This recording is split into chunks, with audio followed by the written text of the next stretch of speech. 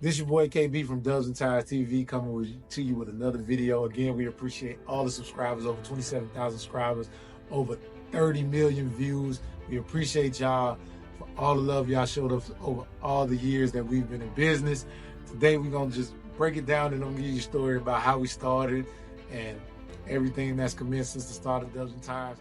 What made me start Dubs and Tires? So, long story short, for those who didn't know, I played in the NFL a little bit. Very short-lived career, but definitely was an awesome experience. I was with the Tennessee Titans and coming straight out of college, ended up getting cut, ended up getting picked up by Buffalo. I was in Buffalo. Then I got sent to NFL Europe, hurt my shoulder, got on for a good year on injury reserve, so that was awesome. Got more paychecks, and after that, had some opportunities to go to like Canada and some trials, but nothing worked, and going to Canada to make $40,000 US just wasn't a ticket. So I had a little bit of money left over, and I had this idea. I heard the Ludacris song, Area Codes, and so I said, man, I should make some rims, right? Because I was in the cars a little bit. But at the time, I ain't really know nothing about cars, but I thought I knew something about cars. And so I said, I'm gonna make these wheels with different area codes on for the center caps, right? Like now I know I could have just made one set of wheels and got different center caps made and put on, but at the time, I thought I had to get a whole different, a whole different wheel for each area code. But I did, but that's another story. But that goes to show you that ignorance is bliss and you just don't know. So anyway, long story short, I took a little bit of the money. I got my brother to help me, and we invested in these rims. And I went and seen one of my homeboys whose dad owned a tire shop, and he was like, yo, don't get what you're getting. Get 5x4.5 low offset. Luis Gonzalez, I'm talking about you. Yeah, my high school quarterback. I'm talking about him. Anyway, I did this research. I had this Excel sheet. It was long. It was color coded. It showed all these vehicles that fit 5x4.5 high offset. And I would listen to my friend and I got 5x4.5 low offset. And so that was my first bad business decision. Every shop I went to, they were like, cool, we'll take one set of these, but do you got high offset? And I'm like, no. And so, long story short, I had some 6-lug, I had some 5-lug, the 6 lugs for trucks. I sold out all the 6-lug, and I had these 5x4.5s and 20-inch and 22-inch that was specifically for the Chrysler 300s Magnums, and they were hard as hell to sell. So after a while, these wheels all went to my brother's garage. And I'm sure his wife was complaining for a while.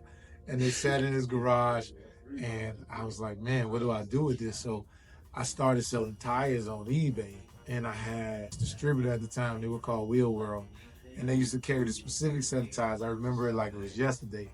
It was 275 4017 and 315 3517, and they were Sumitomo HTRZs. Now they can make HTRZ3. That's how long ago I started. This had to be like in 08. And I used to sell these tires. They were strictly for Corvettes, but I got them at this badass price, and I was able to sell them on eBay and make money. And I really didn't have no money because I had blew all the money I had trying to flip houses and do all kind of real estate ventures and all kind of stuff that I didn't do really well at. But I was 26 years old, so I guess in hindsight, it's prepared me for where I'm at today with different things I got going on. I got this special invention called the cap box for your hats, made by Glass House Closets.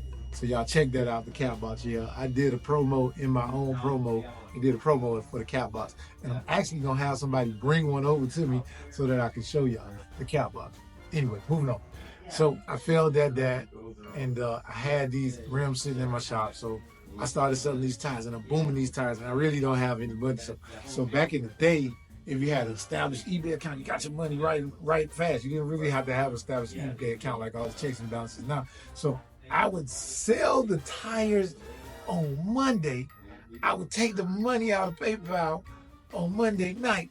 It would transfer on Wednesday. I would write a check on Wednesday, hopefully hoping that the money would clear to the bank by the time they put the check in the bank. I did that for a while until I had enough money to get a 700 square foot warehouse.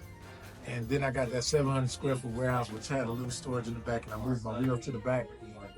And I was able to, I think I had one of my little cousins working for me. He was editing pictures on eBay, Taiwan.